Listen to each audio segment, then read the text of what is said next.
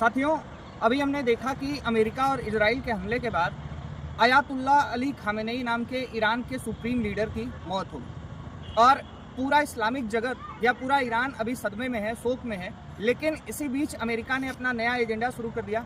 America अब Iran के लोगों को भड़काने का प्रयास कर रहा है कि लोग इस्लाम को वहाँ पर छोड़ें और अमेरिका के पिछलग्गू बनकर ईरान के लोग काम करें। साथियों, मैं आपको इसकी वजह बता दूं कि 1979 के पहले ईरान के अंदर शाह पहलवी का शासन था, जो एक लोकतांत्रिक शासन नहीं था, एक मोनार्कियल, एक राजतंत्र शासन था, जिसके अंदर बहुत खुली आज़ादी ईरान के लोगों को थी। ईरान के अंदर महिलाएं बिना हिजाब पहने घूम सकती थी, मिनी स्कर्ट, क्लब जैसी ज़िंदगी ईरान में आम थी। ईरान में एक खुला वातावरण था और ईरान के लोग कहीं ना कहीं पश्चिमी जगत से बहुत ज़्यादा प्रभावित थे, खासकर अमेरिका से बहुत ज़्यादा प्रभावित। ईरान के अंदर जो सरकार उस समय थी, या शाह पहलवी की जो सरकार थी, वह धार्मिक नीति के मामले में बहुत लिबरल थी, या कहीं ना कहीं धर्म को बहुत बढ़ावा देने का काम नहीं करती। अब ऐसी स्थिति में ईरान के अंदर जो भी धार्मिक मौलवी मौलाना लोग थे, वह शाह पहलवी की सरकार के खिलाफ थे और बार बार शाह पहलवी उनके ऊपर किसी न किसी तरीके की रोक लगाने का काम करते थे।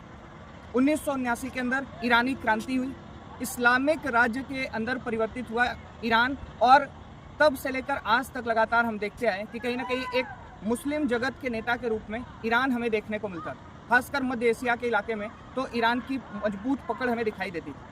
अब चूंकि अयातुल्ला खामेनेई की मृत्यु हो चुकी है और राजनीतिक संकट की स्थिति से ईरान जूझ रहा है, तो अमेरिका यह प्रयास कर रहा है कि वो लोग जो ईरान के अंदर इस्लामिक दुनिया के खिलाफ हैं, या जो लोग इस्लाम की कड़ी जो नीतियां हैं उनके खिलाफ हैं, ऐसे लोगों को अमेरिका अपने पक्ष में करे और खुलेपन के नाम पे, आज़ादी के नाम पे ऐसे लोगों को अपने साथ करे और अमेरिका आराम से ईरान के तेल और ईरान की जनता के ऊपर शासन कर सके।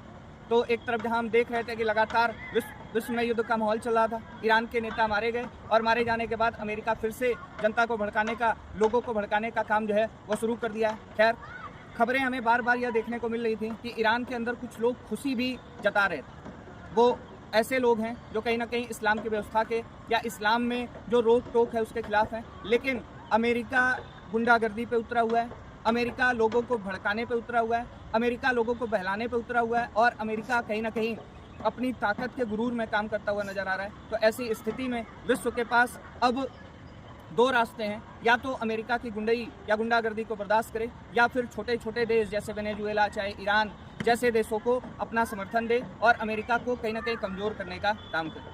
बहुत बहुत धन्यवाद। मैं हूँ शिवम राय और आप देख रहे थे जननीति टुडे।